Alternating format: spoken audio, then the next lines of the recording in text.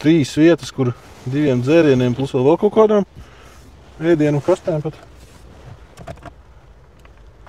Brillēm. Melnie griezti, kā tu gribi un tev patīk. Redzi, šito te apdari, tā nav plastmasa, tas ir īsts koks, jo reku tu atverši to vāciņu un redzi, tā kā īstam kokam, rekur ir krāsa un višķi nodilus un apakšā ir īsts brūns koks. Tas ir īsts?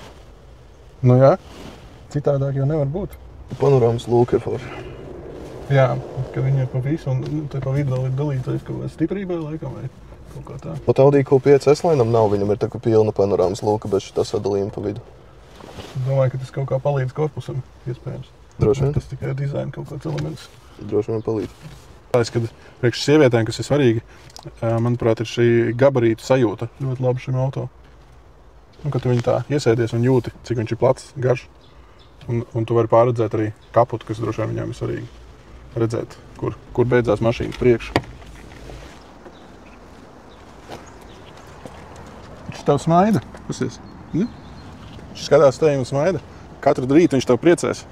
Iznāks no mājas ārā un čakals tevim pasmaidīs.